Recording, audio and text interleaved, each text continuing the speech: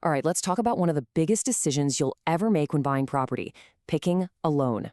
And look, it's about so much more than just grabbing the lowest interest rate you can find. It's a real strategic choice, one that's going to set the entire direction for your financial future. Today, we're going to break down the two main paths you can go down, the owner-occupier loan and the investment loan. So let's get right into it. At its heart, the question is actually pretty simple. Are you buying a place to live in, your home, or are you buying it as an investment? How you answer that one question is going to determine which financial road you head down. This isn't just about getting approved for a loan. It's about picking the absolute right tool for your financial goals. Okay, so before we get into all the nitty-gritty details, let's start with a bird's eye view. We're going to put these two loan types side by side so you can see right away how they stack up. This table gives us a fantastic overview. Just look at the differences in the typical interest rates, what you need for a minimum deposit, and this is a big one, the tax deductibility. We're going to dive deep into every single one of these points, so think of this table as our roadmap for the rest of this explainer. So let's get into the core differences, and we'll start with the one that everybody, and I mean everybody, focuses on first, the interest rate. As you can see, right now, investors are paying a bit of a premium on their interest rates. Now, that gap might look pretty small, right? But what does that actually mean for your wallet in real dollars and cents? The difference is just 0.18%. It sounds like almost nothing, doesn't it? But trust me, over the full life of a 30-year loan, that tiny little percentage, it adds up to something massive. On a pretty standard $700,000 loan, that tiny 0.18% difference balloons into almost $40,000 in extra interest over 30 years. I mean, think about that. That's a huge chunk of change that could have stayed right in your pocket. Okay, next up, let's talk about the deposit. See, lenders view investors as a slightly higher risk, so they want more skin in the game from you up front. For an investment property, you're usually going to need a 20% deposit. That's what we call an 80% loan-to-value ratio, or LVR. Compare that to a home buyer who can often get a loan with as little as 10% down. But here's the thing, a bigger deposit doesn't have to be a deal breaker. This quote from a really savvy investor totally reframes the problem. Instead of waiting and saving up that full 20%, they made a strategic choice to pay lender's mortgage insurance, or LMI. Why? Well, it got them into the market sooner, and they were even able to claim that insurance cost as a tax deduction. It's a perfect example of playing the long game. So, why? Why do investors get hit with stricter rules and higher rates? Well, it all boils down to one simple word: risk. Let's break down exactly how the lenders see it. The stats don't lie. When times get tough financially, people will fight tooth and nail to keep the roof over their own family's head. An investment property, on the other hand, is seen as an asset that's more likely to be sold off if things go south.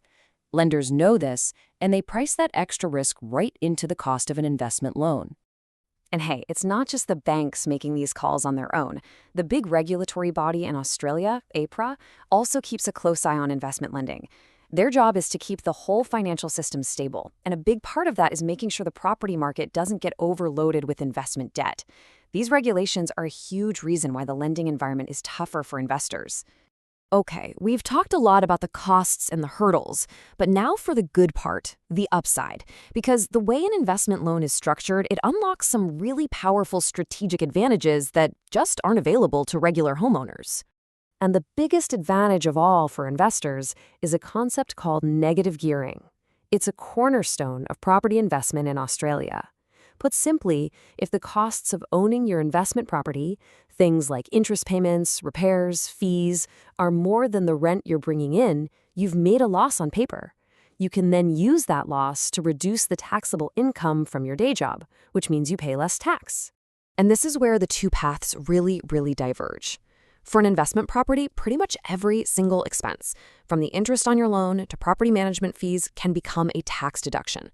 This is the huge financial benefit that helps to offset those higher costs and risks we talked about earlier. Your repayment strategy is another massive difference. A homebuyer's number one goal is usually to build equity, to own more of their home by paying down the loan itself. But a lot of investors, they go for interest-only loans. This keeps their monthly payment super low, which frees up a ton of cash flow. And what do they do with that extra cash? They save it for the down payment on their next investment property. It's a strategy built for speed and for growing a portfolio quickly. All right, so we've covered the theory. But how does this all work in the real world? Let's talk about the practical steps you need to take. A ton of people start their investment journey simply by renting out the first home they ever bought. If that's you, the process is pretty straightforward, but you have to do it by the book.